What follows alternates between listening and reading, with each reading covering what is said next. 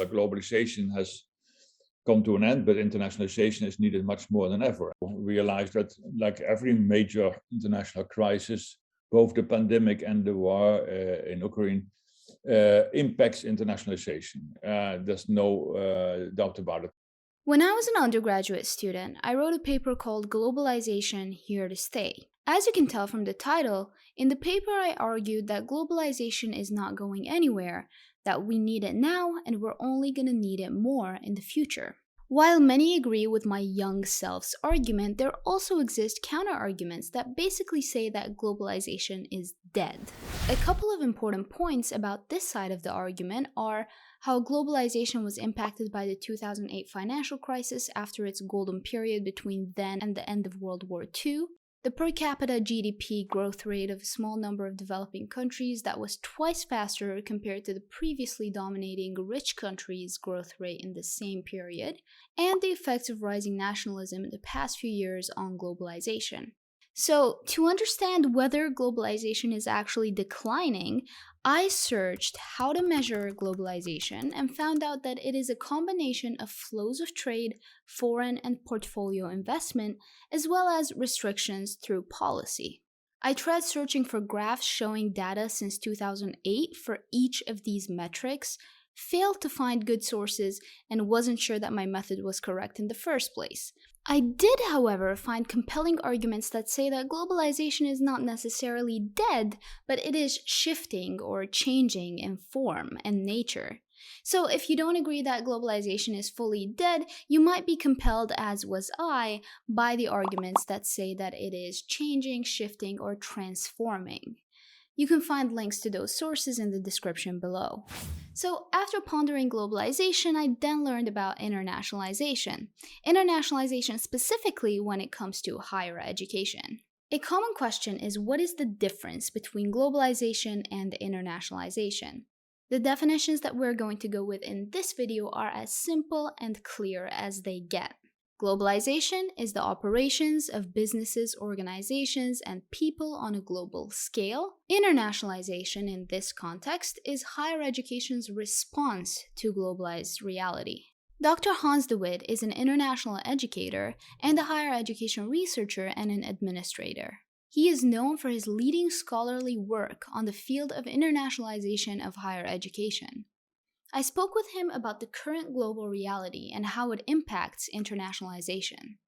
There are currently two main events happening in the world: the pandemic, which we are just getting out of, maybe, and the war in Ukraine. In regard to the pandemic, Dr. de Wit believes that it had more of a positive impact on the internationalization of higher education than a negative one. As for the war and the geopolitical situation, the impact seems to only be negative. Well, I think we have to realize that, like every major international crisis, both the pandemic and the war in Ukraine impacts internationalization. There's no doubt about it. The pandemic, maybe even to a certain extent in a more positive way, because it contributed to stressing the importance of international research collaboration. Because to create the vaccines, you needed to work together and to exchange experiences, and also in a sense of made it possible to digitalization. But how to do that, that's not a question. So the research collaboration internationally can also lead to many more inequality. That's some benefit from the research collaboration. We have seen that with the vaccines that are much more focused on the developed world than on the developing world, and excluding them in patents use, etc. So that might be the negative downside. And with digitalization, it might mean that we only have students that have access to Wi-Fi, internet, laptops, etc. can benefit from it. And also it might be that by that the higher education sector is in danger that it will lose the personal contact of people by focusing too much on international. You can do it by digitalization. So you have to also be aware about the potential challenges, but still there are some opportunities that the pandemic has created. With the war and the geopolitical developments that are taking place, it's more complicated, because it might lead to much more isolation, and it might lead to less international collaboration. Now we see already that both sides are breaking ties, and so we see that we cannot collaborate with Russian universities anymore, and both our governments don't want that, but also Putin doesn't want that. And in itself, that's to some extent understandable, but also if it impacts also international research collaboration with academics, then it becomes a risk, because you don't want to work with people who are working on research with military objectives in Russia. You don't want to work with people and research in Russia that are supporting Putin, and many of the rectors of Russian universities unfortunately have done that.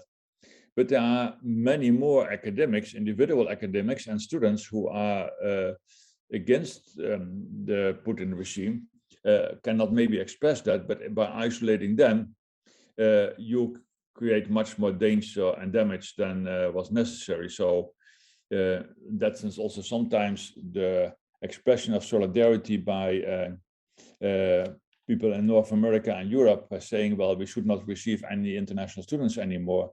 We should not collaborate on publications with Russian academics anymore.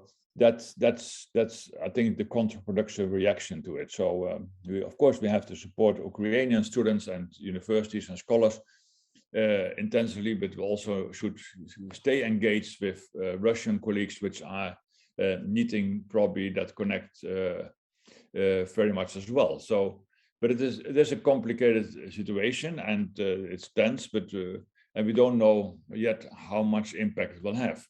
Today, somebody said that globalization has come to an end, but internationalization is needed much more than ever. And to some extent, that might be a good summary of what is happening.